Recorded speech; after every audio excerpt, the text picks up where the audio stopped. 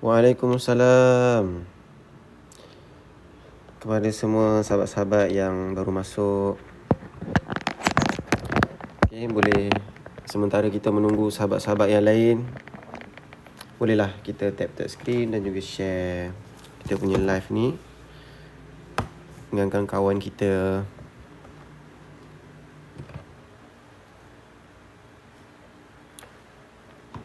Test 1 2 3, test 1 2 3, test mic 1 2 3. Okey tak? Suara kita boleh dengar ke?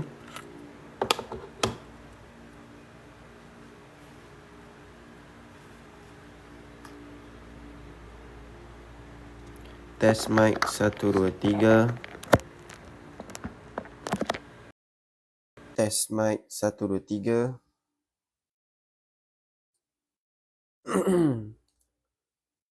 Alhamdulillah dengar. Okay, kita nak share dulu kita punya live ni. Nak maklum dekat kawan-kawan, kita dah start dah ni.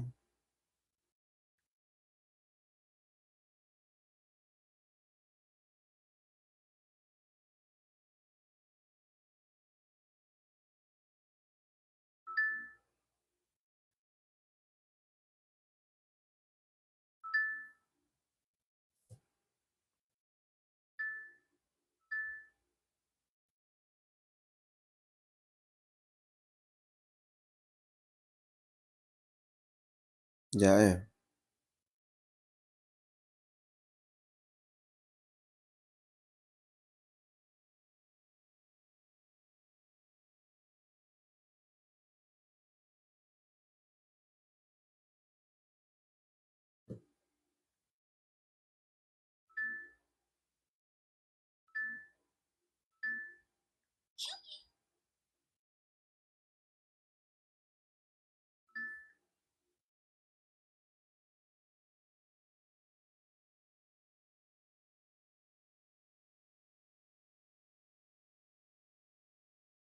Sebentar ya, kita tengah share dengan kawan-kawan ni.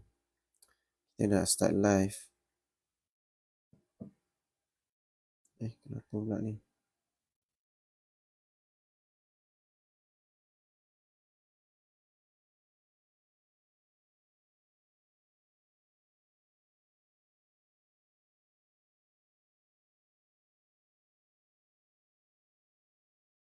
Assalamualaikum Ustaz. Waalaikumsalam Puan Ana Fauzi.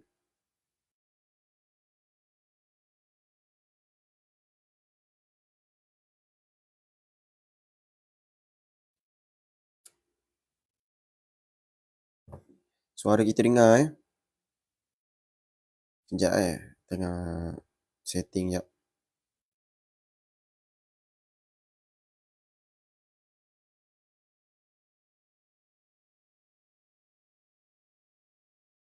Okey, bismillah. Test 1 2 3. InsyaAllah jom kita mulakan bacaan Al-Ma'thurat kita dengan Ummul Kitab Al-Fatihah. Pagi ni hujan, nyaman, syahdu rasa, masya-Allah. Tanda-tanda tanda-tanda Lailatul Qadar, insya-Allah. Tak tahulah kita teruskan ibadah aja kan. Kalau direzekikan kepada kita Lailatul Qadar, alhamdulillah. Okey, jadi jom kita teruskan bacaan Ma'thurat yang seterusnya. Bismillah. A'udzu billahis samii'il 'aliim minasyaitonir rajim. Saya minta maaf sebab dia agak batuk-batuk sikit daripada malam tadi. Tarawih apa semua dia agak kurang lah. Kita punya suara dia jadi agak kurang. Batuk-batuk. Bismillahirrahmanirrahim.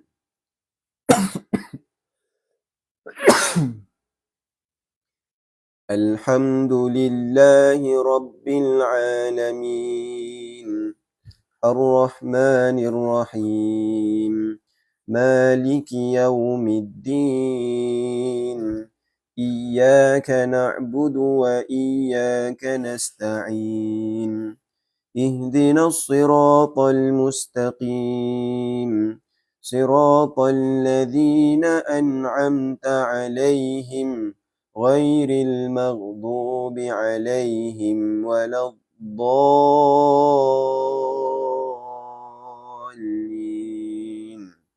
آمين. بسم الله الرحمن الرحيم. ألف لام ميم. ذلك الكتاب لا ريب فيه هدى للمتقين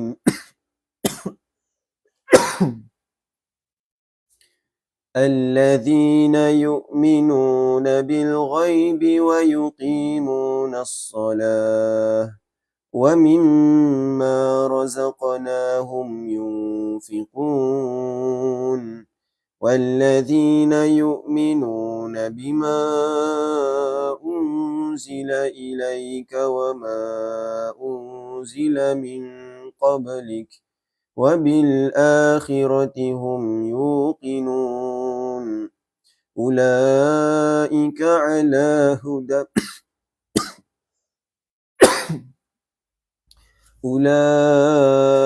على هدى من ربهم وأولئك هم المفلحون.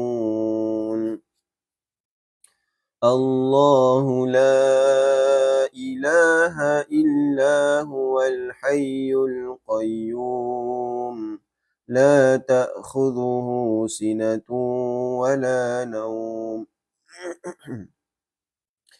له ما في السماوات وما في الأرض من ذا الذي يشفع عنده إلا بإذنه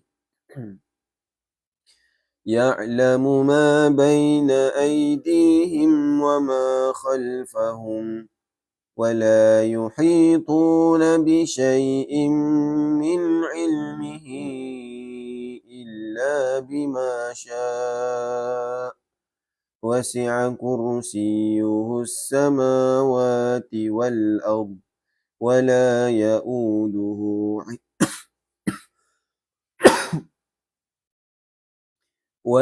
يؤوده حفظهما وهو العلي العظيم. لا إكراه في الدين قد تبين الرشد من الغي فمن يكفر بالطاغوت ويؤمن بالله فقد استمسك بالعروة الوثقى لا انفصام لها والله سميع عليم.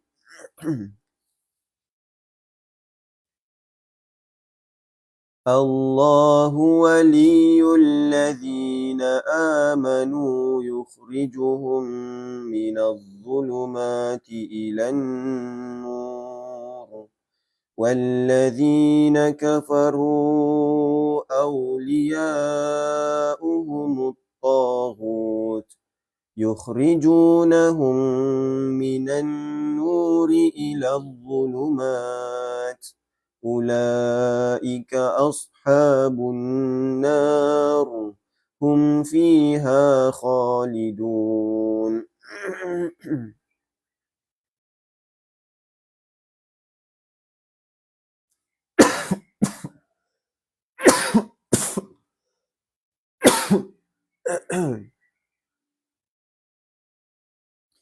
لله ما في السماوات وما في الأرض وإن تبدوا ما في أنفسكم أو تخفوه يحاسبكم به الله فيغفر لمن يشاء ويعذب من يشاء والله على كل شيء قدير. آمن الرسول بما أنزل إليه من ربه والمؤمنون كل آمن بالله وملائكته وكتبه ورسله لا نفرق بين أحد من رسله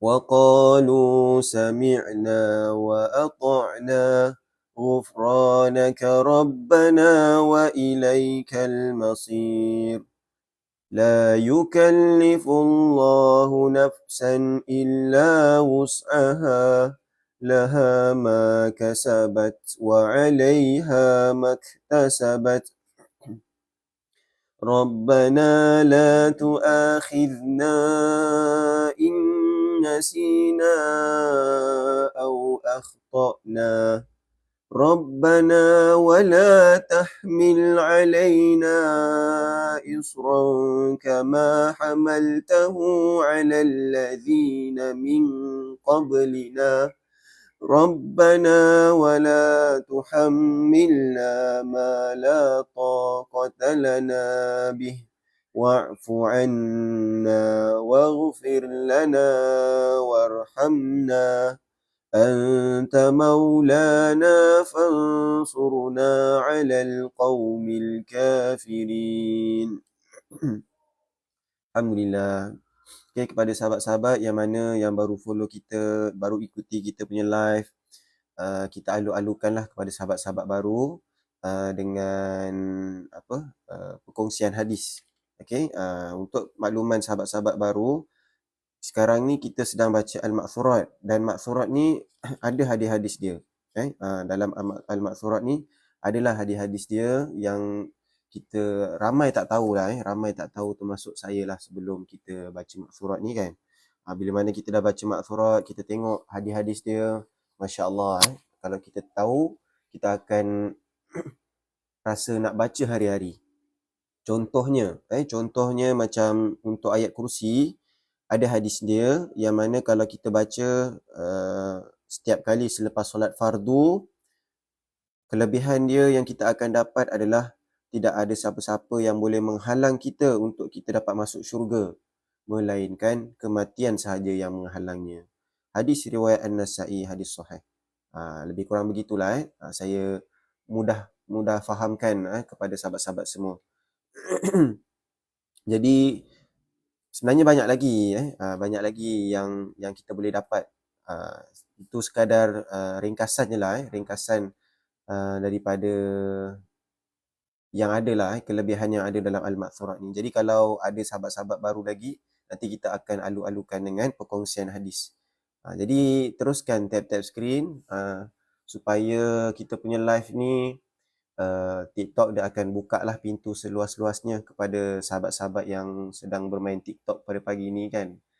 Scroll, terjumpa kita. Alhamdulillah. Okay, sebab kita meriah lah dalam live ni. Okay, insyaAllah. Bolehlah ucap Alhamdulillah ke, ucaplah apa-apa. Kita meriahkan sesi live kita. Alhamdulillah, syukur kan, pagi ni Allah beri peluang kepada kita untuk dapat bersama-sama dengan JBM ataupun baca Ma'thurat ke, insya-Allah. Sebutlah apa, komen-komen lah sikit insya-Allah. Okey, jom kita teruskan dengan bacaan Ma'thurat yang seterusnya. Bismillahirrahmanirrahim. Qul huwallahu ahad. Allahus samad. Lam yalid wa lam yulad wa lam yakul lahu kufuwan ahad. Doakan saya ke, boleh tulis di ruangan komen. Semoga Ustaz cepat sembuh. Sebab kita jadi imam ni sampai habis Ramadan ni. Kalau jadi imam keadaan macam ni, saya pun tak sedap lah. Kita kesian dekat makmum kat belakang, nak kena mendengar kita batuk. Kesian, malam tadi pun tak lepas juga tu. Dia sangkut. saya dalam usaha baiki diri, insyaAllah kepada mereka yang mana nak perbaiki diri, boleh je ikuti kita punya live ni. InsyaAllah saya akan kongsikan beberapa amalan dan juga beberapa hadis yang boleh dapat mengingatkan kita supaya kita kena sentiasa perbaiki diri setiap hari lah. Alhamdulillah, semakin rasa tenang. Alhamdulillah. Maaf nak tanya, bila waktu sesuai baca maksurat? Untuk makluman kepada sahabat-sahabat semua, waktu baca maksurat ni, dia tak adalah waktu yang tepat. Tetapi Rasulullah adalah bagi tahu waktu pagi, waktu selepas solat subuh, selepas solat asar, kan? Dia ada hadis dia. Kalau nak tahu hadis-hadis dia, macam Cik Kaya Butter kan, baru follow. Nanti kalau kepada mereka yang mana yang baru follow, kita akan alu-alukan dengan bacaan hadis lah. Okay, nanti kita akan tengok hadis dia. Kita baca dulu. Assalamualaikum, Waalaikumsalam warahmatullahi. Okay, Cik Ikin faham tak? Dia ada hadisnya lah. Ada hadisnya, ada Rasulullah ada bagi tahu bila waktu dia. Kan? Nanti kita akan tengok waktu dia bila. Okay, kita baca dulu. Bismillahirrahmanirrahim. Qul huwallahu ahad. Allahus samad. Lam yalid wa lam yulad wa lam yakul lahu kufuwan ahad. Bismillahirrahmanirrahim. Qul huwallahu ahad. Allahus samad. Lam yalid wa lam yulad wa lam yakul lahu kufuwan ahad. Assalamualaikum Ustaz. Waalaikumsalam warahmatullahi. Semoga pahala majlis ini sampai kepada arwah mak ayah, arwah adik-beradik, arwah datuk nenek, insya-Allah. Syafakallah, semoga diberi kesembuhan dan dipermudahkan segala urusan oleh Allah, insya-Allah. Amin. Terima kasih. Saya pun baru join. Okey, untuk makluman kepada sahabat-sahabat yang baru join, jangan lupa untuk follow kita. Bukan apa, biar kita dapat berjumpa lagi esok hari, lusa kan, lain hari, sebab kita buat live ni hari-hari, insya-Allah. Sekiranya tidak ada apa-apa halangan, dipermudahkan segala urusan, insya-Allah kita berjumpa lagi. Dipanjangkan umur, insya-Allah kita berjumpa lagi lah. Okey, jom kita teruskan. Bismillahirrahmanirrahim. Qul a'udzu birabbil falaq.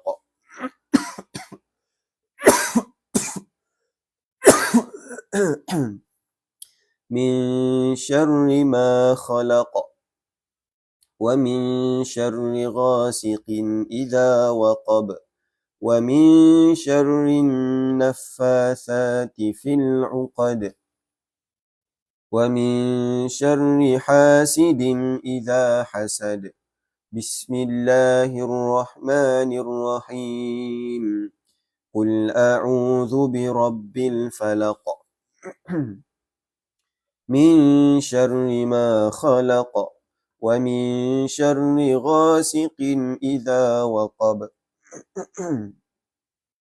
Wa min syarri naffatsati fil 'uqad. Wa min syarri hasidin idza hasad. Bismillahirrahmanirrahim. Qul a'udzu birabbil falaq. Min syarri ma khalaq. Wa min syarri ghasiqin idza waqab. Wa min syarri naffatsati fil 'uqad. Wa min syarri hasidin idza hasad. Bismillahirrahmanirrahim. Qul a'udzu birabbil falaq. Min syarri ma khalaq. Wa min syarri ghasiqin idza waqab. Wa min syarri naffatsati fil 'uqad. Wa min syarri hasidin idza hasad. Bismillahirrahmanirrahim. Qul a'udzu birabbin nas, malikin nas, إله الناس من شر الوسواس الخناس الذي يوسوس في صدور الناس من الجنة والناس بسم الله الرحمن الرحيم قل أعوذ برب الناس ملك الناس إله الناس من شر الوسواس الخناس الذي يوسوس في صدور الناس من الجنة والناس بسم الله الرحمن الرحيم قل أعوذ برب الناس ملك الناس إله الناس من شر الوسواس الخناس الذي يوسوس في صدور الناس من الجنة والناس بسم الله الرحمن الرحيم قل أعوذ برب الناس ملك الناس إله الناس من شر الوسواس الخناس الذي يوسوس في صدور الناس من الجنة والناس. Alhamdulillah. Okey, jadi kepada sahabat-sahabat yang mana yang masih belum follow kita, insya-Allah boleh follow insya-Allah boleh follow, sebab dalam sesi live kita ni kita bukan sahaja membaca al-ma'thurat. Ni untuk makluman kepada yang barulah. Terima kasih Cik sekadarnya yang baru follow kepada mereka yang baru follow, yang baru-baru first time ni kan, kita akan alu-alukanlah dengan perkongsian hadis. Terima kasih yang baru follow Yang mana kelebihan bila mana kita baca 3 kul ni kan, kelebihan dia yang kita akan dapat adalah Allah akan berikan perlindungan kepada kita daripada segala mara bahaya sekiranya kita baca 3 kul ni pada waktu pagi dan juga pada waktu petang sebanyak 3 kali. Okey, dapat tak? Dapat sesuatu tak? Kan, kepada yang baru-baru ni. Kan? Saya minta maaf lah sebab saya tak boleh nak tekan sikit suara saya. Kalau tekan nanti dia batuk. Kalau sebelum ni boleh. Ni kali ni dia apa? Dia agak limit sikit lah Kalau tekan sikit, tarik sikit, nanti kita dah tersangkut dah. Nanti tak boleh habis. Okey, apa-apa pun, alhamdulillah hari ni kita dipermudahkan untuk ikuti bacaan ma'thurat. Kita teruskan dengan bacaan yang seterusnya. Asbahna wa asbahal mulku lillah walhamdulillahi la syarika lah. لا إله إلا هو وإليه النشور أصبحنا على فطرة الإسلام وكلمة الإخلاص وعلى دين نبينا محمد صلى الله عليه وسلم وعلى ملة أبينا إبراهيم حنيفا وما كان من المشركين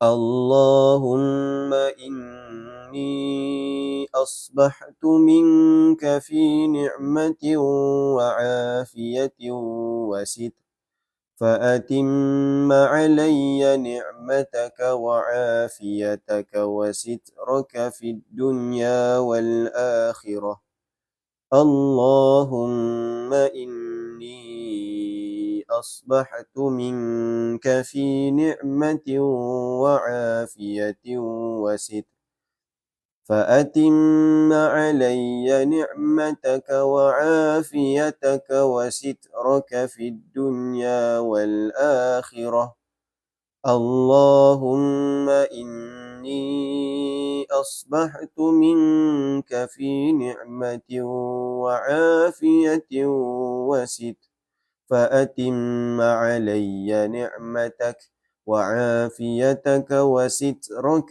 في الدنيا والآخرة. Alhamdulillah. Terima kasih kepada sahabat yang baru follow ni, Puan Azmah, Jani.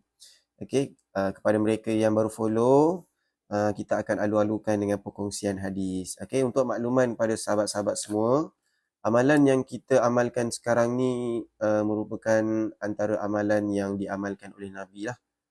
Contohnya macam yang tadi kita baru baca, asbahna tu kan. Ada hadisnya, apabila waktu petang Rasulullah SAW mengucapkan doa yang berbunyi amsayna wa amsal mulku lillah. Panjanglah hadisnya. Sama juga dengan waktu pagi, apabila pagi hari Rasulullah juga mengucapkan doa tersebut. Okey, hadis sahih riwayat Muslim. Okey, ada hadis dia, jangan risau. Pada sahabat-sahabat yang mungkin dia berhati-hati dalam beramal sesuatu amalan, untuk sesi kita ni, amalan kita ni ada hadisnya, dia bercampur lah, ada hadis hasan, tapi majoritinya hadis sahih lah. Majoriti amalan yang kita amalkan dalam Al-Ma'thurat ni, majoritinya hadis sahih. Okay? Kalau ada lagi sahabat-sahabat yang baru, dia baru join, kita akan kongsikan hadis dia.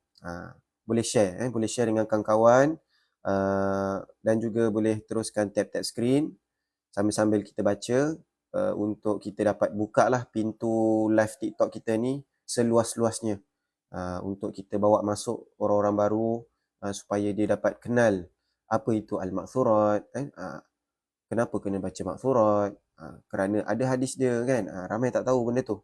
Okey, bantu saya untuk tap-tap screen, insya-Allah. Allahumma ma asbaha bi min ni'matin aw bi ahadin min khalqik faminka wahdaka la syarika lak falakal hamdu wa lakash syukr Ya Rabbi lakal hamdu kama yanbaghi li jalali wajhika wa 'azimi sultanik. Raditu billahi rabba wa bil islami dina wa bi Muhammadin nabiyyan wa rasula. Raditu billahi rabba وبالإسلام دينا وبمحمد نبيا ورسولا رضيت بالله ربا وبالإسلام دينا وبمحمد نبيا ورسولا.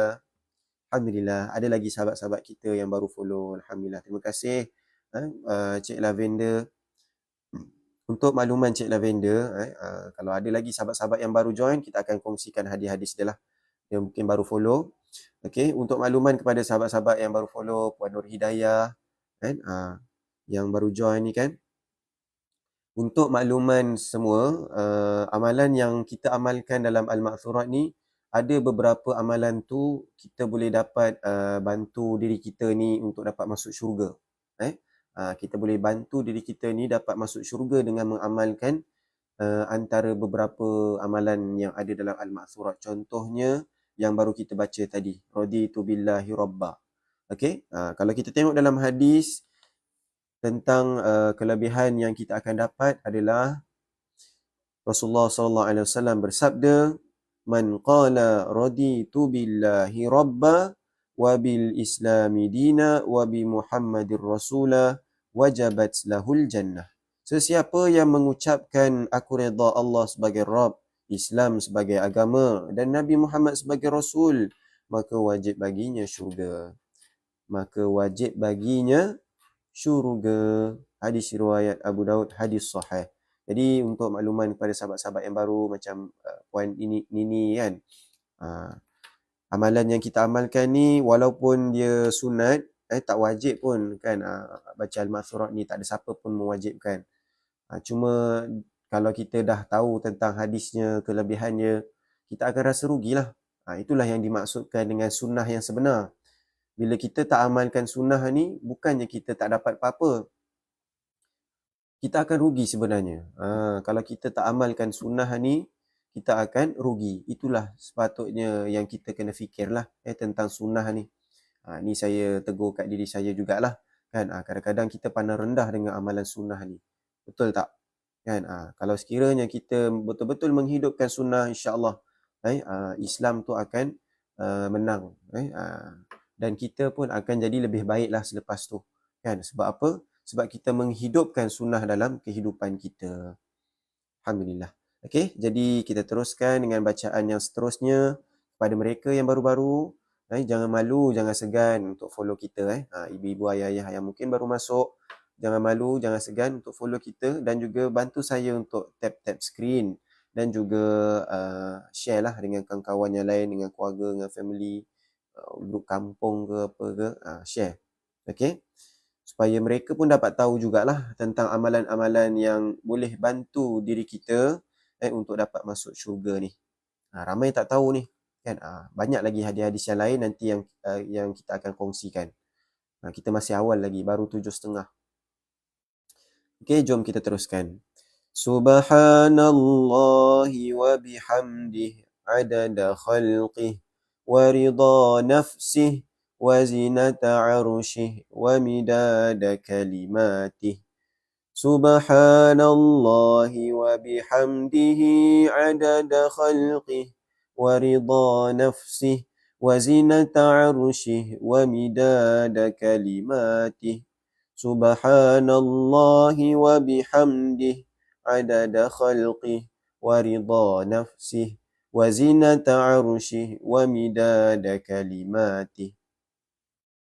Alhamdulillah. Okey, jadi kepada sahabat-sahabat, marilah kita sama-sama ucap Alhamdulillah 131 memandang. Kerana amalan yang kita amalkan ni pun sama juga, dia boleh bantu kita untuk dapat masuk syurga. Dan ucapkanlah Alhamdulillah kerana kita dapat hidup lagi pada hari ni. Ni saya baru dapat makluman ni, ada orang kampung meninggal. Sekejap ada orang kampung baru meninggal kat grup kampung. Sekejap.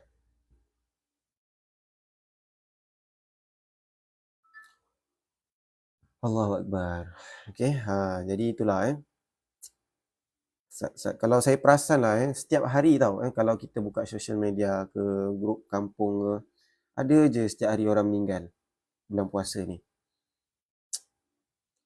So hari ni Allah masih lagi beri peluang kepada kita untuk terus bertaubat, terus meminta ampun kepada Allah atas dosa-dosa yang telah kita lakukan sebelum ni kan. Alhamdulillah Allah masih beri peluang. Jadi jomlah kita sama-sama perbaiki amalan kita, top up lah amalan-amalan kita dengan amalan sunnah ni zikir-zikir sunnah ni. Semoga Allah dapat mencintai kita dan Allah akan dapat ampunkanlah dosa-dosa kita asbab kita ikut sunnah ni, insya-Allah. Jom kita teruskan. Bismillahilladzi la yadurru ma'asmihi syai'un fil ardi wala fis samai wa huwas samiul alim. Bismillahilladzi la yadurru ma'asmihi syai'un fil ardi wala fis samai wa huwas samiul alim. Bismillahilladzi la yadurru ma'asmihi syai'un fil ardi wala fis samai wa huwas samiul alim. Bismillahilladzi la yadurru ma'asmihi syai'un fil ardi wala fis samai wa huwas samiul alim. Allahumma inna na'udzu bika min an nusyrika bika syai'an na'lamuh wa nastaghfiruka lima la na'lamuh. Saya lihat kat sini ada yang baru follow kita. Terima kasih Puan Nita. Puan Nita sebab follow kita. Untuk makluman Puan Nita dan juga kepada sahabat-sahabat yang lain lah yang baru follow, yang baru join. Untuk kenapa kita amalkan Al-Ma'thurat ni, kerana ada di dalam Al-Ma'thurat ni amalan-amalan tu dia boleh bantu kita untuk dapat masuk syurga. Itu antara sebab dia lah. Banyak lagi lah sebab dia. Contohnya macam yang kita amalkan ni, yang baru kita amalkan ni, ini adalah doa. Doa untuk kita mohon kepada Allah, kita minta perlindungan daripada perbuatan syirik. Yang mana kalau kita dalam kehidupan kita ni, kita ada buat benda syirik yang kita tak perasan, yang kita tak sengaja, benda tu akan menyebabkan kita terhalang untuk dapat masuk syurga. Jadi sebab tu Nabi galakkan untuk kita baca zikir doa ni. Ada hadisnya ni kat bawah ni. Hadisnya daripada Abu Musa Al-Ash'ari, yang mana Rasulullah ada bersabda, Rasulullah galakkanlah untuk kita baca doa ni. Itu secara ringkas lah saya boleh bagi tahu. Hadis riwayat Ahmad, hadis sahih. Okey, jadi mudah-mudahan doa yang kita baca ni dapatlah lindungi diri kita daripada perbuatan syirik yang kita tak sengaja. InsyaAllah, mudah-mudahan. Okey, kita teruskan dengan bacaan yang seterusnya. A'udzu bikalimatillahi tammati min syarri ma khalaq. A'udzu bikalimatillahi tammati min syarri ma khalaq. A'udzu bikalimatillahi tammati min syarri ma khalaq. Alhamdulillah. Okey, kepada sahabat-sahabat yang mana yang baru masuk, jangan lupa untuk follow kita. Jangan lupa.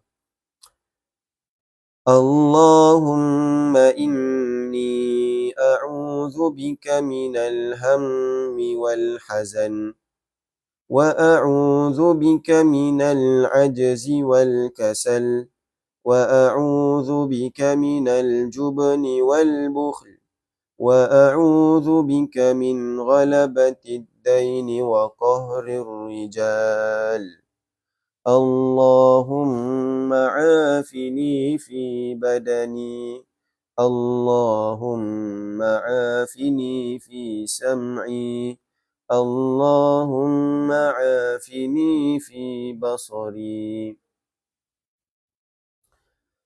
اللهم عافني في بدني اللهم عافني في سمعي اللهم عافني في بصري اللهم عافني في بدني اللهم عافني في سمعي اللهم عافني في بصري اللهم عافني في بدني اللهم عافني في سمعي اللهم عافني في بصري. Untuk makluman sahabat yang baru follow kita, Puan siapa ni? Puan Nik, Cik Nik kan? Kepada Puan Nik yang baru follow ni, untuk makluman amalan yang kita amalkan ni ada hadisnya. Hadisnya ada kat bawah ni dan kalau kita perlu dibaca sebanyak 3 kali lah untuk kita dapat kelebihan dia tu. Jadi itulah secara ringkas yang saya boleh bagi tahu. Kalau nak secara detail tu mungkin waktu yang lain lah sebab saya pun tengah tak berapa sihat sekarang ni. Nak kena jaga suaranya nanti batuk-batuk. Okay, terima kasih yang mana yang baru follow Puan Tina. Alhamdulillah. Semoga bermanfaat. Okay, jom kita teruskan. اللهم إني أعوذ بك من الكفر والفقر. اللهم إني أعوذ بك من عذاب القبر. لا إله إلا أنت. اللهم إني أعوذ بك من الكفر والفقر. اللهم إني أعوذ بك من عذاب القبر. لا إله إلا أنت. اللهم إني أعوذ بك من الكفر والفقر. اللهم إني أعوذ بك من عذاب القبر. لا إله إلا أنت. اللهم أنت ربي لا إله إلا أنت. خلقتني وأنا عبدك وأنا على عهدك ووعدك ما استطعت. أعوذ بك من شر ما صنعت. أبوء لك بنعمتك علي وأبوء بذنبي فاغفر لي فإنه لا يغفر الذنوب إلا أنت. أستغفر الله الذي لا إله إلا هو الحي القيوم وأتوب إليه. أستغفر الله الذي لا إله إلا هو الحي القيوم وأتوب إليه. أستغفر الله الذي لا إله إلا هو الحي القيوم وأتوب إليه. سبحانك اللهم وبحمدك أشهد أن لا إله إلا أنت. أستغفرك وأتوب إليك.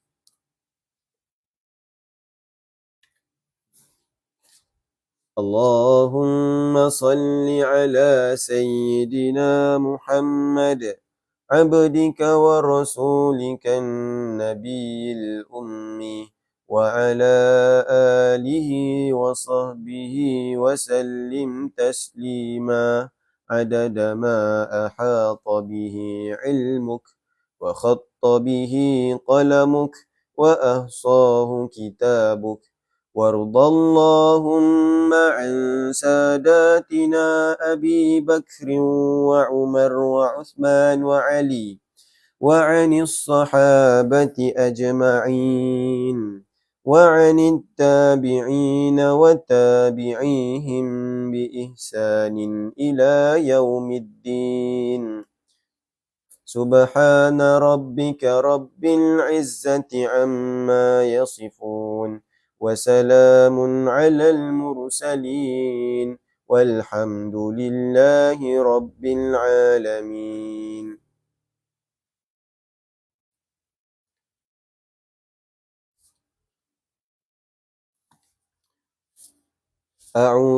Kita tutup dengan bacaan doa.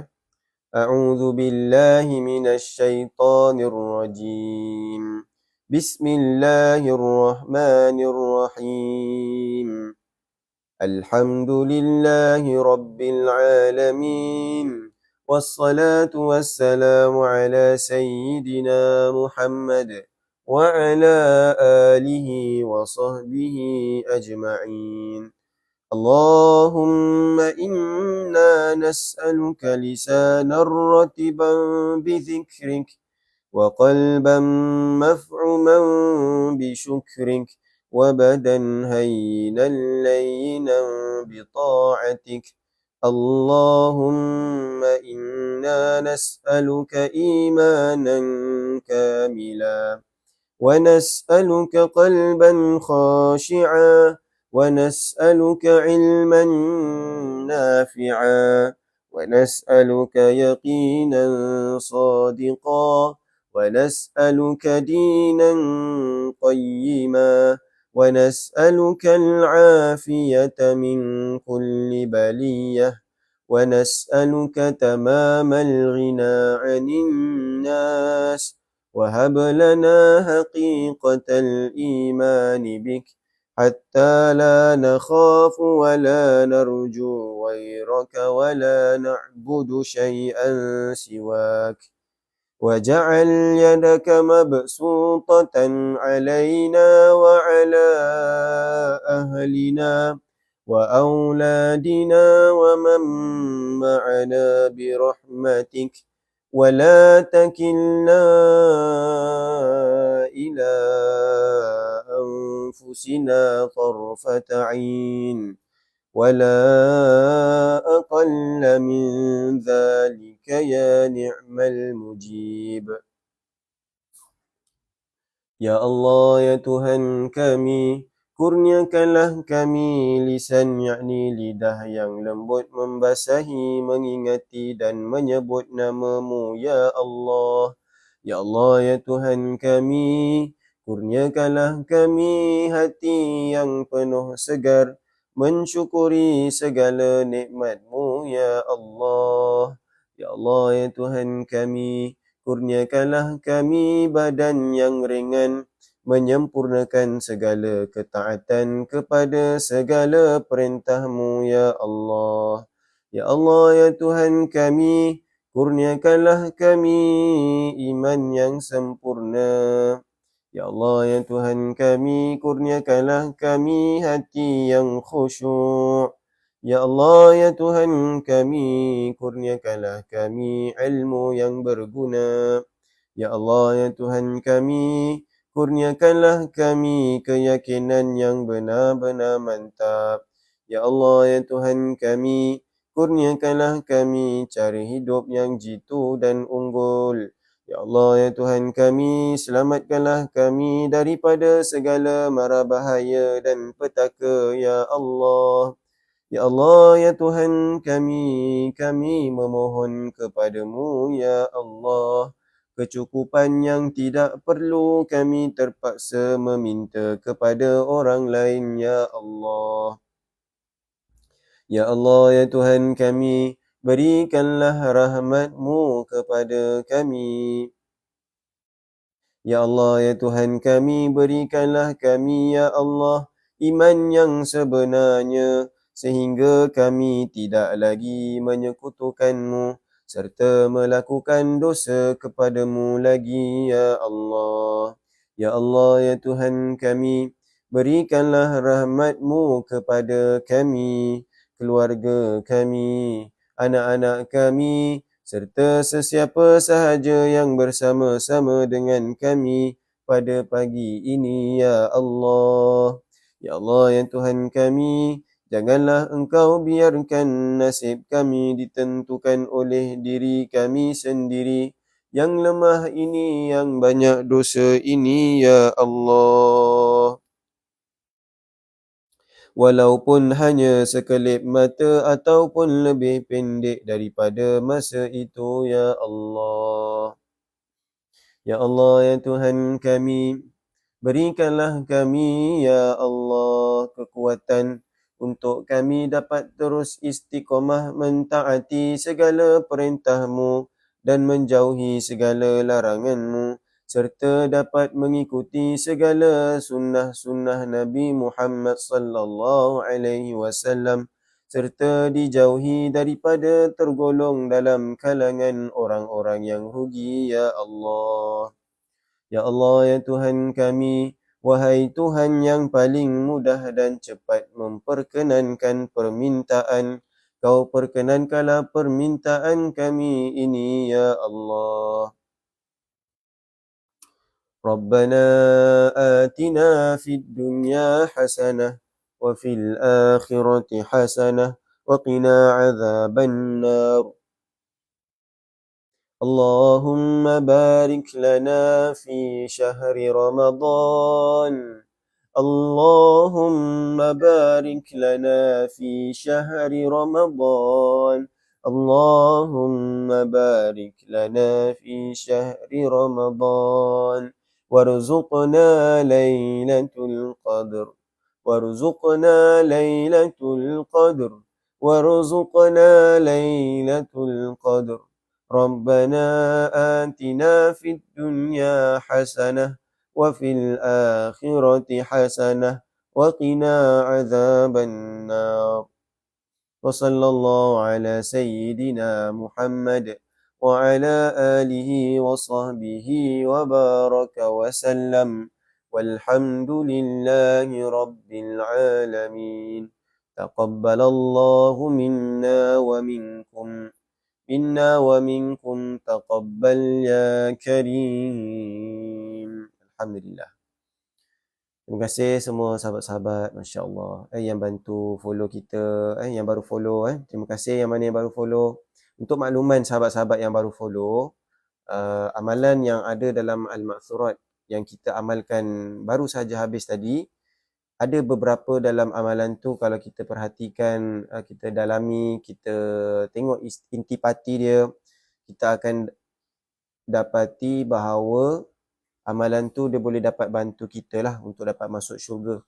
Contohnya, kita tunjukkanlah. Satu contoh yang mana zikir penghulu istighfar. Siapa kat sini yang baru-baru kan, yang lama-lama pun boleh jugalah kalau nak komen kan. Siapa yang kat sini dia tak pernah dengar zikir penghulu istighfar? Ada ke yang first time dengar zikir penghulu istighfar? Selamat berpuasa, semoga dipermudahkan urusan dunia akhirat kita semua, insya-Allah. Alhamdulillah, terima kasih ya Allah, terima kasih sama-sama Puan Alizana. Ada ke dalam live kita 113 mata memandang ni yang tak tahu tentang zikir penghulu istighfar? Assalamualaikum, ikutnya Mak Lilis. Terima kasih. Saya undur diri dulu. Terima kasih Puan Ija bantu share kita punya live sampai 200 share dah, Masya Allah. Okay, mudah-mudahan orang-orang yang kita share tu dia dapatlah join dengan kita tadi. Mudah-mudahannya lah. Dan juga dapat follow kita supaya kita dapatlah ilmu berkaitan hadis Nabi, dapat beramal dengan hadis Nabi. Terima kasih Puan Izara yang baru follow.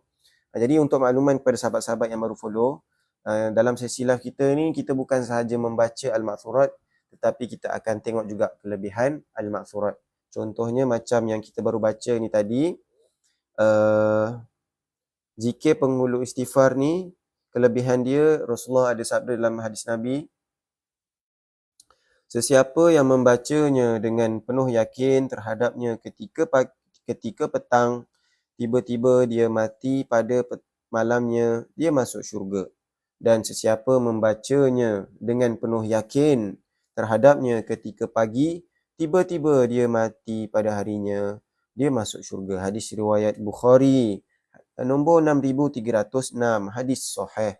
Jadi kepada sahabat-sahabat yang mana yang dia nak bercita-cita untuk dapat masuk ke syurga, inilah antara amalan yang boleh dia amalkan dalam kehidupan seharian dia. Semoga Allah SWT memberi kesihatan dan kelapangan masa untuk Ustaz Jamali. InsyaAllah, amin. Terima kasih Puan Nulizana. Okay, jadi untuk makluman sahabat-sahabat semua, kepada mereka yang nak dapat masuk syurga, kalau boleh janganlah tinggalkan amalan ni. InsyaAllah amalan ni dia boleh bantu kita untuk dapat masuk syurga. Bukan saya yang jamin benda tu. Nabi sendiri yang bagi tahu. Jadi saya sampaikan. Jadi kat sini siapa yang first time dengar hadis ni? Kan? Siapa yang kat sini first time dengar hadis ni? Cuba tulis saya dekat ruangan komen supaya saya dapat notice lah. Dia baru dengar, mungkin dia tak tahu kenapa boleh dapat masuk syurga. Kan? Cuba tulis komen saya kepada mereka yang mana yang first time dengar hadis tentang kelebihan zikir penghulu istighfar ni. Tulis komen saya dekat ruangan komen tu. Supaya saya dapat tahulah. Dalam sesi live kita ni bukan orang-orang lama je yang ada. Jadi ada orang-orang baru juga. kan. Kalau ada orang-orang baru, kena maklumlah dalam live ni. Sebab kalau orang-orang lama ni dia dah dengar banyak kali, setiap hari dengar banyak kali lah boleh kata banyak kali. Setiap kali live dengar perkongsian tentang kelebihan hadis zikir penghulu istighfar dan juga hadis yang lain lah. Kebanyakan dalam kita live kita ni yang lama-lama. Kalau yang lama, cuba komen lama. Saya mohon undur diri dulu. Terima kasih Mr. Alif Lee. Terima kasih banyak-banyak. Okey, jadi ramai ke orang-orang lama dalam live kita ni? Kalau lama, komen lama. Kalau baru, komen baru.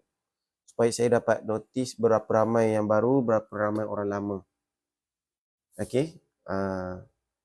Sebab kelebihan untuk kita dapat baca Puan Siti Aminah lama. Alhamdulillah. Terima kasih Puan Siti Aminah. Lama ikuti live kita. Ada lagi ke?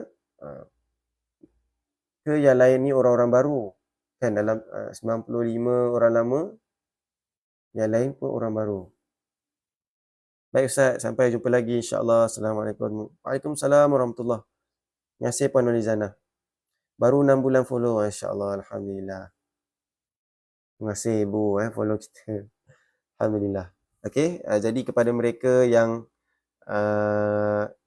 baru join, yang dah lama join, saya repeat balik lah. Kita repeat balik huraian untuk zikir penghulu istighfar ni. Kalau kita amalkan zikir penghulu istighfar ni, kita dapat dijamin syurga. Jadi untuk dapat jaminan syurga tu, kita kena baca dengan penuh yakin.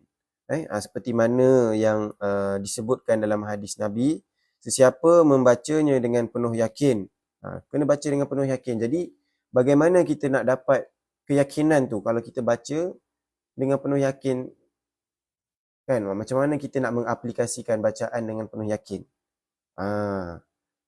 Nak tahu tak? Siapa yang kat sini nak tahu bagaimana cara dia untuk kita nak membacanya tu sambil dengan penuh yakin? Siapa yang nak tahu? Ada ke yang nak tahu ke semua dah tahu? Dalam 110 mata memandang ni, ramai ni. Kalau duduk dalam dewan ni penuh ni, 100 orang. Kan? Okey, jadi dalam ni ramai ke yang nak tahu? Kalau ada yang nak tahu, komen di ruangan komen tu, nak tahu. Supaya kita kat sini saya dapat notice lah. Saya dapat notice ada orang-orang baru dalam live kita yang nak tahu tentang cara bagaimana kita nak membacanya dengan penuh yakin. Puan Khatijah Tajuddin nak tahu. Okey, jadi untuk Puan Khatijah dan juga kepada sahabat yang lain mungkin nak tahu juga tapi malu nak tulis komen. Puan Rosiah Ramli pun nak tahu juga. Okey. Cara dia yang pertama, boleh tulis di ruangan komen supaya kita dapat ingat. Baru follow Latih Hazelnut. Terima kasih Latih Hazelnut. Yang baru follow, yang baru masuk jangan lupa follow. Okey, boleh tulis di ruangan komen supaya kita dapat ingat apa dia punya sebab-sebab dia. Bagaimana cara dia. Okey, tulis. Yang pertama adalah kita ada mengatakan Allahumma anta rabbi la ilaha illa anta. Itu adalah sebab yang pertama lah. Maksud dia apa dia?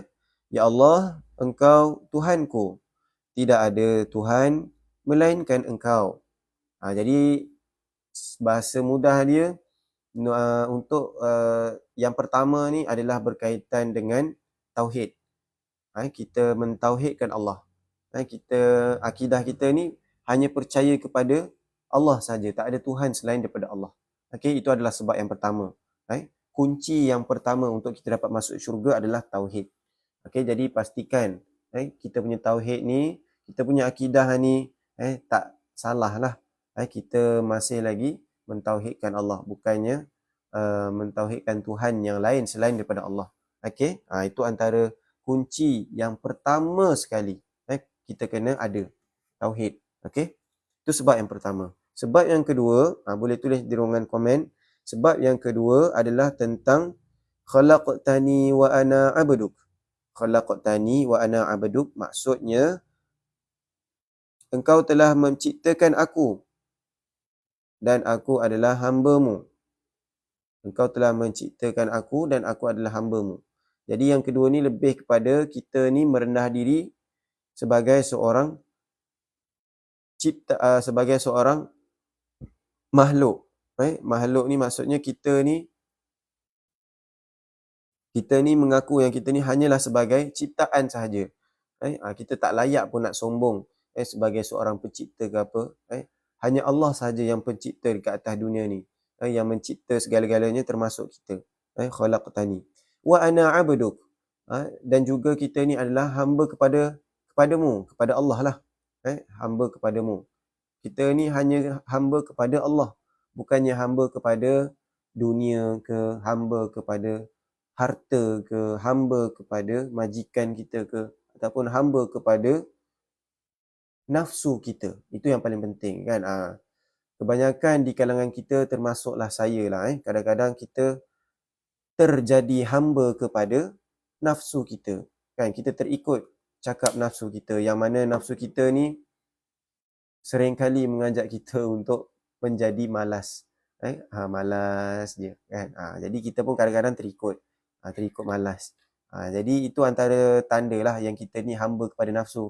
Bila mana datangnya perintah Allah dan juga perintah nafsu, kita lebih utamakan nafsu kadang-kadang kan. Jadi kita betulkan balik dengan mengatakan khalaqtani wa ana 'abduk.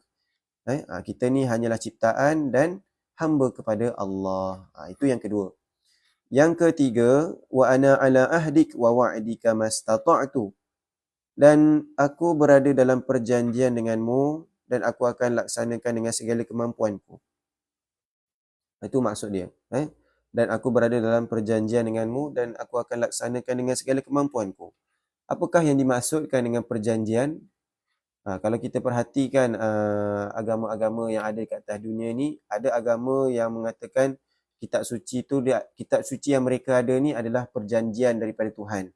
Contohnya macam Kristian, agama Kristian, dia percaya yang kitab suci dia tu adalah perjanjian baru ataupun perjanjian lama. New Testament, Old Testament. Jadi bila mana Al-Quran pula turun, ini adalah Last Testament, perjanjian terakhir yang diturunkan oleh Allah kepada manusia. Jadi dalam yang ketiga ni, bagaimana kita nak baca dengan penuh yakin. Yang ketiga ni adalah lebih kepada kita berpegang kepada Al-Quran lah sebenarnya. Kita berpegang kepada Al-Quran dan kita laksanakan pegangan kita terhadap Al-Quran tu mengikut kemampuan kita. Boleh faham tak? Dia lebih kepada kita berpegang kepada Al-Quran. Dan cara untuk kita berpegang kepada Al-Quran ni dah ada 5. Cara untuk kita berpegang dengan Al-Quran ni ada 5. Bagaimana kita nak berpegang dengan Al-Quran. Kadang-kadang kita disuruh untuk berpegang dengan Al-Quran tapi kita tak tahu kan bagaimana kita nak mengaplikasikan berpegang kepada Al-Quran tu. Jadi yang pertama adalah kita kena beriman dengan Al-Quran. Kita kena beriman dengan Al-Quran. Kena percaya dengan Al-Quran, segala isi kandungan, ayat-ayat yang ada dalam tu. Kan? Segala perintah yang ada dalam tu, kena percaya. Itu yang pertama. Yang kedua, selepas kita beriman, selepas kita percaya, yang kedua apa yang kita kena buat adalah, kenalah baca Al-Quran tu. Al-Quran ni perlu dibaca sentiasa. Al-Quran ni perlu dibaca sentiasa. Setiap hari kalau boleh, setiap hari. Kan? Kepada mereka yang mana yang dah lancar tu, kalau boleh hafallah Al-Quran. Yang lancar bacaannya tu kan, dah boleh hafal lah tu. Hafallah Al-Quran. Kan? Kepada mereka yang mana masih merangkak-rangkak untuk belajar Al-Quran, boleh je join mana-mana kelas ke kan. Dekat sekarang ni pun dekat TikTok dah ada orang buat, ajar baca Quran kan. Jadi boleh join je. Okey. Itu yang kedua. Baca. Jadi jangan biarkan Al-Quran tu tersimpan kat rak je lah. Kena baca. Kena dibaca. Sama juga dengan Al-Quran yang ada dekat dinding. Ayat-ayat yang Al-Quran kita gantung dekat dinding. Itu bukan sekadar perhiasan tetapi untuk dijadikan baca. Baca biar kita teringat Kena baca. Yang ketiga, selepas kita baca, kita kena faham. Yang pertama tadi kita dah beriman, kita dah percaya. Yang kedua, selepas kita beriman, kenalah baca. Selepas kita baca, kenalah faham tentang Al-Quran tu. Cerita tentang apa. Ayatnya bagi tahu tentang apa. Kalau ayatnya bagi tahu tentang kisah-kisah Nabi, kena fahamlah kisahnya tentang apa. Kisah orang kena laknat ke, kisah orang kisah api neraka ke, kisah syurga ke. Ada kisah-kisah dia kan. Ataupun cara-cara nak menjadi orang mukmin ke, orang bertakwa kan. Ciri-ciri orang yang munafik. Jadi kena faham benda tu. Al-Quran mesti kena faham. Yang keempat, selepas kita faham, kenalah amalkan. Kenalah amalkan. Ataupun kita kena ambil pengajaran daripada apa yang tadi kita dah faham. Selepas kita dah faham, kena amalkan. Okey. Ayat tu cerita tentang galakan untuk tundukkan pandangan, tutup aurat, ataupun perintah solat, perintah puasa, kena diamalkan. Kena ikut perintah tu. Yang mana yang menceritakan tentang kisah-kisah Nabi, kisah-kisah kaum yang dilaknat, kenalah ambil pengajaran. Jangan ikut. Kalau orang yang dilaknat tu, janganlah ikut macam tu kan. Kena ambil pengajaran. Itu yang keempat. Beramal ataupun ambil pengajaran.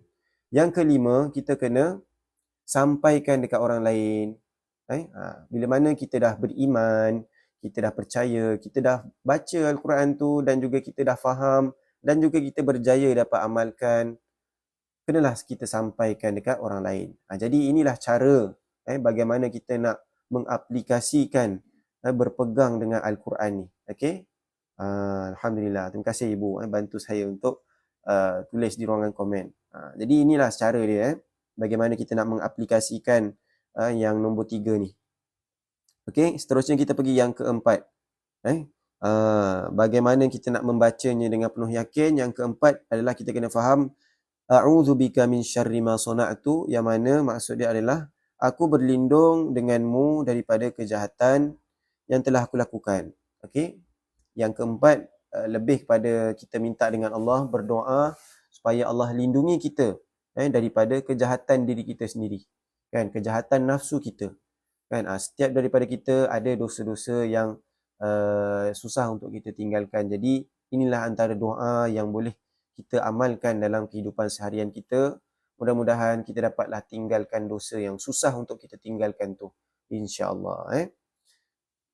Itu yang keempat. Yang kelima, abu'u laka bi ni'matika alayya. Yang kelima, bagaimana kita nak membacanya dengan penuh yakin adalah kita kena faham yang kelima tentang abu'u laka bi ni'matika alayya. Maksudnya, aku mengakui bagimu atas nikmat yang telah engkau kurniakan kepadaku. Okey, ayat ni lebih kepada kita ni bersyukurlah kepada Allah atas segala nikmat-nikmatnya. Kena bersyukur. Kita kena mengakui segala nikmat yang kita ada ni semua atas izin Allah, Allah yang berikan, bukan atas usaha kita sendiri. Itu pun masalah juga tu kalau kita tersalah fikir, cara fikir kita. Kadang-kadang kita terfikir rezeki yang telah kita usahakan ni semua atas usaha kita. Jadi benda tu adalah satu kesalahan, satu syirik. Semua yang kita ada ni semua atas izin Allah. Itu cara yang betulnya lah.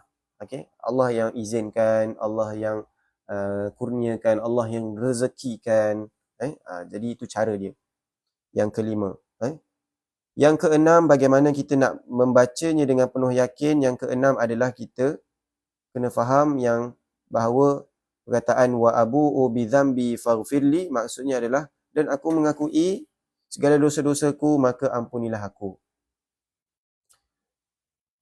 Aku mengakui segala dosa-dosaku maka ampunkanlah aku. Ini yang keenam. Poin yang keenam, bagaimana kita nak membacanya dengan penuh yakin adalah yang keenam, kita kena faham, kita mengaku yang kita ni memang berdosa. kan. Kita bukannya maksum, kita terpelihara daripada dosa, tak ada. Kita memang berdosa, kan. Kita memang berdosa dan kita pun minta ampun dengan Allah. Faghfirli, maka ampunkanlah aku. Faghfirli fa innahu la yaghfirudz dzunuba illa ant. Kerana sesungguhnya tidak ada Tuhan melainkan engkau. Tidak ada yang boleh mengampunkan dosa melainkan engkau. Jadi itulah cara bagaimana kita nak membacanya dengan penuh yakin dan kemudian kita meninggal selepas tu, insya-Allah kita dapat masuk syurga lah. Jadi boleh faham tak apa yang saya kongsikan ni? Saya cakap ni terlalu laju ke apa ke, bagi tahulah kalau faham bagi tahu faham, alhamdulillah kan. Jadi saya dapat rasa tenang lah. Tak adalah saya syok sendiri dekat sini kan. Kadang-kadang kita tak perasan bagaimana situasi sahabat-sahabat semua, ibu-ibu ayah semua yang ada di sana kan. Jadi faham, alhamdulillah. Terima kasih ibu. Assalamualaikum. Waalaikumsalam Puan Saripah. Okay. Jadi kita pun alhamdulillah kita dah buat persiapan untuk amalan kita kan. Alhamdulillah. Ramai di kalangan kita yang tak sempat nak buat persiapan dari segi amalan ni kan. Sekejap kita flipkan kamera Mungkin ada di kalangan kita yang baru-baru tak dapat belum kenal kita lagi siapa kan. Kita berkenalan lah sikit lah Okey, jadi kepada sahabat-sahabat yang mana yang baru join kita punya live, alhamdulillah terima kasih banyak-banyak yang sudi follow, yang sudi tap-tap screen, yang sudi share kita punya live, yang sudi bagi gift alhamdulillah. Semua sahabat-sahabat sihat ke? Semua sihat ke? Keadaan macam mana? Sana hujan ke? Sini hujan ni, gerimis. Alhamdulillah. Okey. Kepada mereka yang mana yang ada dalam live ni yang belum follow, insya-Allah boleh follow supaya kita dapat berjumpa lagi lah di lain waktu kan. Esok ke petang ni ke insya-Allah, mudah-mudahan lah. Semoga Allah permudahkanlah pertemuan kita kan, untuk kita dapat beramal dengan Al-Ma'thurat ni. Banyak kelebihan dia banyak kelebihan dia yang kita tak tahu sebenarnya. Al-Ma'thurat ni besar kelebihan dia kalau kita dapat amalkan kan. Itu dari segi kita punya persiapan untuk amalan kita lah. Seterusnya saya nak share sikit lah berita yang saya baca tadi. Saya ada terbaca satu berita. Okey, ni berita tentang yang boleh kita ambil pengajaran bersama lah. Ibu sihat, harap Ustaz pun sihat untuk terus beramal bakti pada orang ramai, insya-Allah. Amin. Terima kasih ibu. Kita batuk sikit lah hari ni dah malam tadi pun tarawih pun agak tak lepas dia tersangkut batuk-batuk. Jadi harapnya hari ni eloklah sebab kesian makmum kat belakang kita jadi imam batuk-batuk. Itulah kita tak boleh nak buat apa. Benda dah datang. Okey, jadi saya nak buat perkongsian sikit, jangan minum ais. Rasanya tak ada minum ais. Sebab kita pun faham kita jadi imam kan. Dia kalau minum ais, makan makanan berminyak ni memang dia akan buatkan kita jadi batuk lah Itulah masakan maknya masakan adiknya masak sedap sangat. Lepas tu kita pun jadi batuk-batuk lah masa jadi imam tu.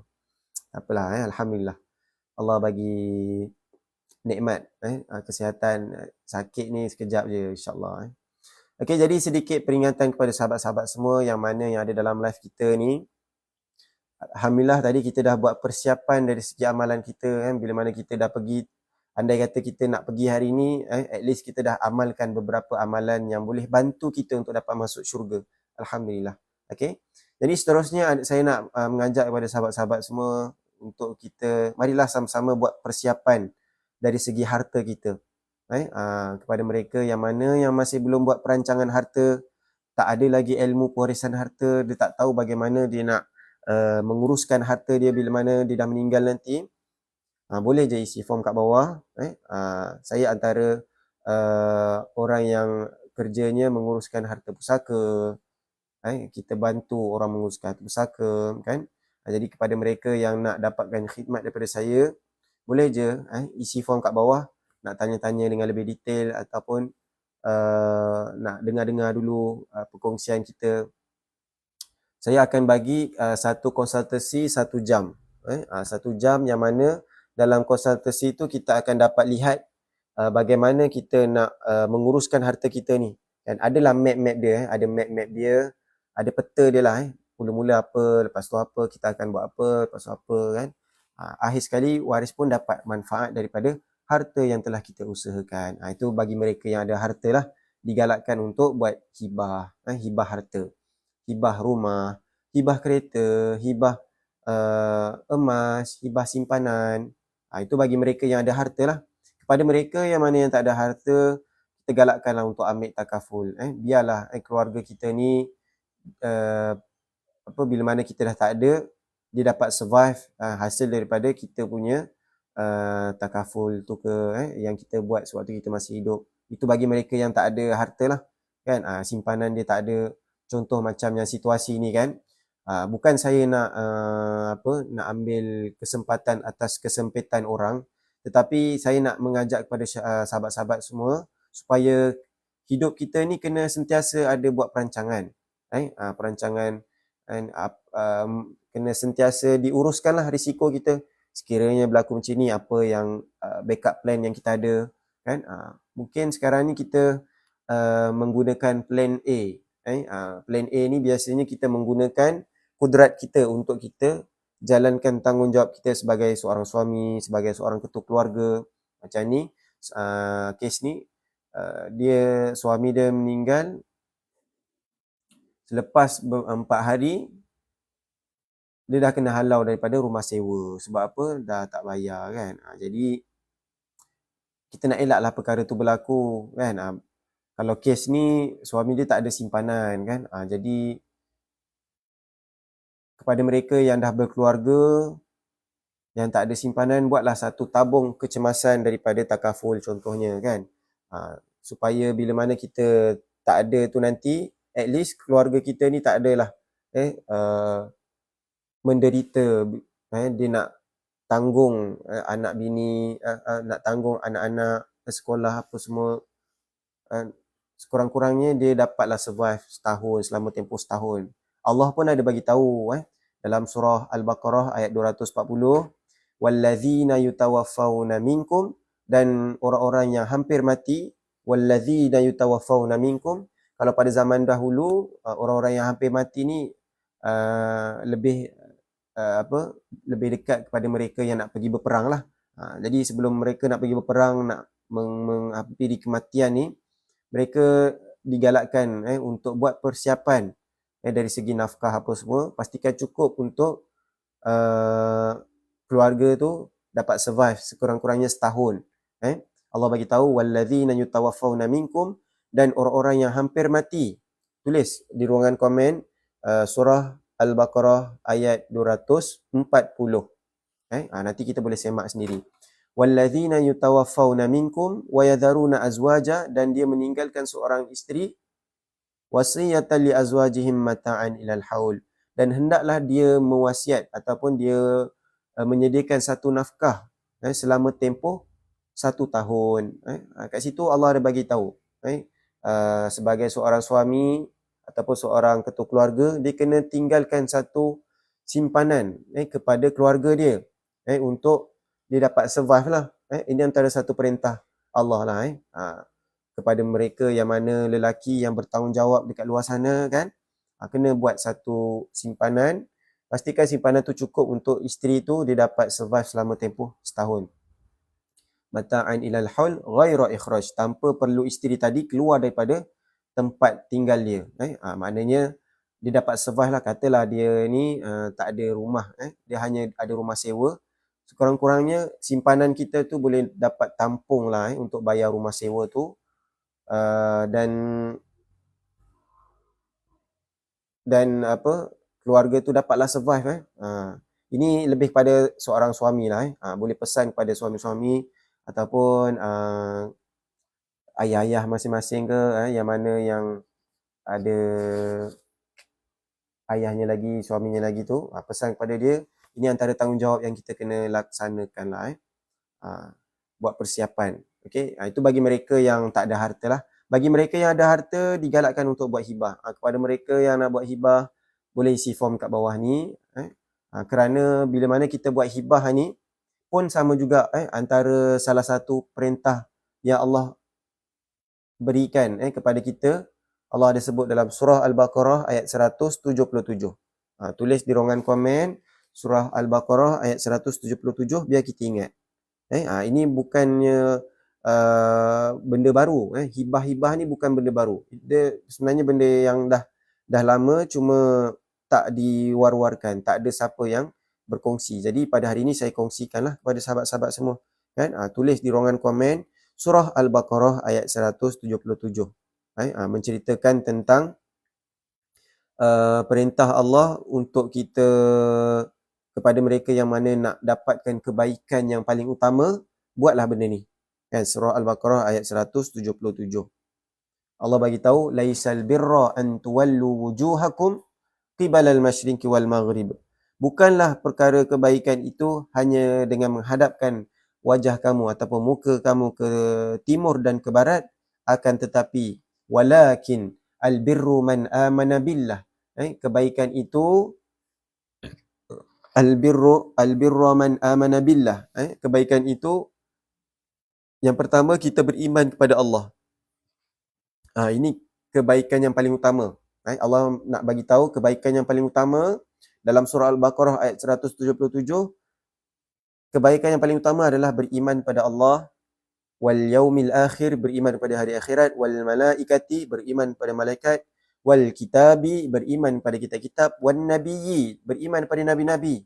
Dan yang keenam, wa atal mala ala hubbihi dzawil qurba. Dalam ayat yang keenam ni, inilah ayat yang menceritakan tentang galakan kepada kita untuk berikanlah harta yang kita ada ni kepada kaum kerabat kita, kaum keluarga kita, anak beranak kita, pasangan kita, kan? Keluarga kita lah. Wa atal mal, dan berikanlah harta. Wa atal mala ala hubbihi, harta yang kau cintai, yang kita cinta ni, kan? Zawil kurba, kepada kaum keluarga. Lepas tu baru Allah sebut yang lain. Wal yatama, anak-anak yatim, wal masakin, orang-orang miskin, wabnis sabil, dan juga orang-orang yang ibnis sabil, orang-orang yang terlantar dalam perjalanan. Kalau ikut terjemahan dia tulis terlantar dalam perjalanan. Wasailin, dan orang yang meminta-minta, wa firriqabi wa aqamas solah, dan banyak lagi lah. Dia setengah muka ayat tu. Menceritakan tentang kebaikan yang utama. Kan? Antaranya keluarga kita. Kan? Keluarga kita kena diutamakan. Maksudnya apa? Kalau kita berikan harta kita yang kita cintai, kan, kepada kaum keluarga kita, itu maknanya kita hibahkan lah. Kan? Hibah ni dia ada dua. Kan? Siapa yang kat sini tak tahu apa itu hibah? Cuba tulis di ruangan komen, saya tak tahu apa itu hibah, kan? Supaya saya dapat notis lah. Ada lagi sahabat-sahabat kita yang tak tahu. Cuba tulis di ruangan komen apa itu hibah. Kalau dia tak tahulah, kan? Mungkin dia masih terkeliru dengan hibah, wasiat, faraid, kan? Kita dalam bidang tu kita ada kepakaran dalam bidang pewarisan harta. Jadi kepada mereka yang mana tak tahu apa itu hibah, tulis di ruangan komen saya tak tahu, kan? Ataupun kalau yang dah tahu, cuba komen apa yang sahabat tahu tentang hibah ni. Okey, hibah ni siapa yang tahu? Cuba tulis di ruangan komen siapa tahu tentang hibah. Jadi kepada mereka yang mana yang Assalamualaikum, Waalaikumsalam warahmatullahi. Apa itu hibah tak tahu. Okey, terima kasih pada yang sudi komen ni. Hibah ni dia adalah hadiah. Bahasa Melayu dia hadiah lah. Hibah ni dalam bahasa Arab. Bahasa Melayu dia hadiah. Kan? Hadiah yang kita berikan kepada mereka, sesiapa sajalah, kepada sesiapa saja tanpa ada had, secara sukarela. Secara sukarela tanpa ada paksaan daripada siapa-siapa. Kan? Dia macam kita sedekah lah. Hibah ni dia antara instrumen sedekah juga. Salah satu instrumen sedekah. Sedekah ni kan dia ada banyak jenis. Contohnya infak, wakaf, apa lagi? infak, wakaf, zakat, sedekah, salah satunya lagi hibah lah. Hibah ni ibarat sedekah lah. Bila mana kita bersedekah ni, Nabi pernah berpesan dalam satu hadis, bila mana kita meninggal satu hari nanti, maka terputuslah segala amalan melainkan 3 perkara sahaja. Siapa tahu tentang hadis ni? Yang pertama apa dia? Cuba tulis sikit di ruangan komen. Dan bila mana kita meninggal, amalan kita ni akan terputus. Maknanya kita dah tak boleh nak buat apa-apa amalan dah. Kan, tak ada penambahan amalan dah selepas tu. Kan, melainkan 3 perkara ni. Kalau kita ada buat sewaktu kita hidup, benda ni lah yang akan bantu mengalirkan pahala kepada kita. Kalau kita ada buat sewaktu kita masih hidup lah. Kan, cuba tulis di ruangan komen tu, apa yang pertama, yang kedua apa, yang ketiga apa, kan, supaya kita dapat ulang kaji balik lah, kan. Kita ulang kaji balik. Mungkin kita sebelum ni pernah dengar hadis ni, tapi kita tak ingat. Siapa tahu? Dalam 47 mata memandang ni, siapa yang kat sini tahu tentang hadis bila mana kita meninggal, kita akan terputus segala amalan, melainkan 3 perkara sahaja. 3 amalan ni sahaja yang akan membantu kita untuk kita dapat pahala yang berterusan. Doa anak yang soleh, solehah, ilmu yang dimanfaatkan dan juga sedekah jariah. Ya betul, tepat sekali Puan Ashidah, Ibu, tepat sekali. Itulah amalan dia. Jadi ikut kemampuan kita lah, yang mana yang kita mampu untuk kita lakukan. Contohnya sedekah, mungkin kita mampu untuk sedekah. Sedekah ikut kemampuan kita. Dan sedekah yang paling diutamakan adalah sedekah kepada kaum keluarga kita. Jadi kalau untuk harta-harta yang telah kita usahakan, yang telah kita kumpul, yang telah kita sanggup sehingga mengorbankan nyawa kita, membahayakan nyawa kita, kan, pergi kerja sampai aksiden sana sini lah, semata-mata nak memberi nafkah kepada keluarga, kan, yang telah kita usahakan, rumah yang kita bayar bertahun-tahun sehingga habis bayar. Jadi harta yang telah kita usahakan ni kita berikan kepada waris-waris kita sewaktu kita masih hidup, kan. Dia kalau kita dah faraidkan, katalah kita tak sempat, kan, katalah kita ambil contoh, katalah kita tak sempat untuk nak buat hibah, kan. Harta kita ni semuanya wajib difaraidkan, wajib difaraidkan. Harta-harta yang bernilai lah, kan. Contohnya rumah, kan, kereta, emas, simpanan kita, semua ni wajib difaraidkan. Tak boleh ada seorang je yang makan seorang, contohnya isteri seorang je, tak boleh. Dan untuk faraid ni ada 5 golongan yang wajib dapat bahagian. Kita panggil dia waris fardu. Dia ada 5 waris yang layak untuk dapat bahagian. Antara salah satunya adalah pasangan kita tu, anak lelaki, anak perempuan, ibu dan ayah. Ini antara golongan yang kritikal. Jadi kat sini dalam live saya ni, siapa yang masih ada mak ayahnya lagi, boleh tak tulis di ruangan komen dia ada mak ayah dia lagi, kan. Sebab orang yang ada mak ayah antara golongan yang kritikal lah. Sebab bila mana kita meninggal dan kemudian mak ayah kita pula meninggal, kat situ nanti akan ada bahagian untuk adik-beradik masuk bahagian faraid faraid keluarga kita itulah, kan. Jadi kepada mereka yang mana yang ada masih mak ayah, ada mak je, Puan Ashidah, Puan Ashidah digalakkan untuk ambil tahu tentang ilmu pewarisan harta. Jadi dekat sini saya nak kongsikan ilmu pewarisan harta. Kita ada slide apa semua. Slide tu dia akan dapat tunjukkan kepada kita bagaimana kita nak menguruskan harta pusaka. Adalah laluan-laluan dia yang kita mudah faham. Ini saya panggil dia peta lah. Peta ilmu pewarisan harta. Kan? Jadi kepada mereka yang mana yang tak pernah dengar peta ilmu pewarisan harta ni, bolehlah isi form kat bawah, nanti kita akan kongsikan terlebih dahulu.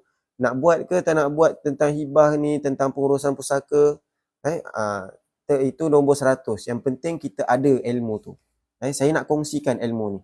Kalau boleh, saya nak lebih ramai lagi sahabat-sahabat kita yang tahu tentang ilmu ni dan boleh kita kongsikan kepada sahabat-sahabat kita, keluarga kita yang yang kita sayangi tu kan. Okey. Jadi dekat sini siapa yang ada anak bawah umur? Siapa yang ada anak bawah umur ni pun sama juga antara golongan yang kritikal yang kena buat perancangan harta. Sebab bahagian faraid untuk anak bawah umur ni, kalau sekiranya bahagian dia lebih 50,000, katalah bahagian dia lebih 50,000, bahagian dia tu akan dipegang oleh amanah raya ataupun pemegang harta lah, pemegang harta pusaka. Contohnya orang yang dilantik menjadi pentadbir kan. Dalam keluarga kita, kalau kita tak lantik, ada orang yang dilantik di kalangan ahli keluarga kita untuk menjaga harta kita ni, nanti dia akan dapat kat dia, masuk ke dalam bank dia. Benda tu kita kena buat perancangan sebenarnya. Kalau ada yang anak bawah umur ni, kena buat perancangan harta. Siapa yang kat sini ada anak bawah umur, digalakkan isi form kat bawah ni, nanti kita akan bantulah kenapa anak bawah umur ni kita kena buat perancangan untuk dia. Dan juga kepada mereka yang ada anak perempuan sahaja. Siapa yang dalam live ni dia ada anak perempuan sahaja, ini lagi kritikal. Dia jelas kritikal sebab dia tak ada waris lelaki dan juga dia tak ada ayah. Maka bahagian faraid dia tu memang akan dapat dekat pakcik-pakcik dia. Kalau pakcik dia dah tak ada, sepupu dia lah kan, sepupu dia. Jadi kat sini penting lah untuk kita buat hibah. Nak buat hibah kena buat orang tua kita ke? Kat mana nak buat? Buat dengan saya lah kan. Buat dengan syarikat amanah. Kita kalau nak buat hibah ni, kita tak boleh nak buat hibah sembrono je. Kita kena pastikan syarikat amanah tu dia memang syarikat yang memang takkan tutup. Sebab hibah ni dia melibatkan dokumen. Dokumen ni pun dia memerlukan pengesahan di Mahkamah Tinggi Syariah. Jadi kalau kita sembrono je kita buat hibah, kita takut hibah yang kita buat ni boleh terbatal di Mahkamah Tinggi Syariah. Banyak kalau kita lihat hibah-hibah yang ada dekat pasaran ni yang dipromosikan oleh beberapa orang kan, dia hibah buatan sendiri kan. Dia cipta sendiri, dia ambil sikit sini, dia buat sendiri. Dia kata nanti kalau katalah hibah dia terbatal, dia akan pulangkan balik duitnya. Mana boleh macam tu kan. Ini adalah satu amanah amanah hasrat si pemberi untuk kita nak berikan kepada anak-anak. Jadi hibah yang kita buat ni kena pastikanlah hibah tu boleh dapat pengesahannya di Mahkamah Tinggi. Dan pengesahannya tu berpihak kepada kita lah kan, mengikut hasrat kita. Dia tak ada masalah. Jadi contohnya macam syarikat wasiah, hibah yang kita buat ni, kita antara pelopor hibah, orang yang ke depan dalam buat hibah ni. Dan kita punya rekod hibah 100% tak pernah ada rekod buruk lah. Maksudnya ada yang gagal ke dibatalkan ke, tak ada. Sepanjang tempoh 22 tahun. Sejak tahun 2004 sehinggalah sekarang ni. 22 tahun lah. April, dia 5 April 2024. Tu tarikh keramat kita lah tu. Berapa kos nak buat hibah ni? Sekarang ni okey, kalau nak tahu kos dia boleh isi form kat bawah. Saya secara detail dia kita akan kira berdasarkan harga rumah kita lah. Sebab benda tu dia kena buat quotation. Contoh rumah 1 juta, hibah dia lain. Rumah setengah juta, hibah dia lain. Rumah 250,000, hibah dia lain. Harga dia lain, kos dia lain. Sebab kita akan kat situ kita akan kira dia punya kos untuk stamp duty apa semua. Kita lock harga tu sekarang. Contohlah katalah kita tak buat hibah sekarang, kita meninggal sekarang kan, dan waris uruskan harta kita ni selepas 10 tahun akan datang, kos dia akan lagi tinggi. Kos nak tukar nama, nak bayar stamp duty, dia akan jadi tinggi. Contohnya macam sahabat saya sendirilah, dia nak uruskan harta pusaka arwah atuk dia, ke tukar nama dia lah. Sebelum PKP lah, sebelum PKP harga nak uruskan dia tu dekat 8,000 macam tu lah, 8,000. Tapi bila mana uh, dia tak ada modal lah. 8,000 waktu tu dia tak ada modal lagi. Bila mana sekarang ni dia nak tukar nama, dikenakan cas hingga 20,000. Jadi itulah kos dia. Lagi lambat diuruskan, lagi tinggi kos yang akan dikenakan. Itu kalau kita tak buat hibah lah. Beza kalau kita buat hibah ni, dia dapat cut kos banyak lah. 90%. 90% lebih jimat sebenarnya. Sebab kita merancang sewaktu kita hidup. Bukannya kita uruskan sewaktu kita dah meninggal. Kita buat perancangan tu sewaktu kita masih hidup. Dan pemberian tu terlaksana sewaktu kita masih hidup. Kita akan ada buat akad hibah lah. Kita akan laksanakan rukun yang keempat tu. Hibah ni ada rukun. Ada rukun dia. Yang rukun yang pertama, pemberi hibah. Pemberi hibah tu mestilah kena sihat, kena boleh uruskan diri sendiri, dia bukan terbaring je. Kalau kos nak buat dokumen hibah sahaja 2,100. Itu kalau hibah hartanah yang dah habis bayar, tak ada loan lah, bebas hutang. Kalau yang masih dalam hutang, dokumen sahaja 2,600. Itu kita boleh bayar ansoran ataupun boleh bayar lamsam. Okey. Saya pun nak undur diri dah ni. Kita nak pergi cari baju raya. Kita lambat cari baju raya.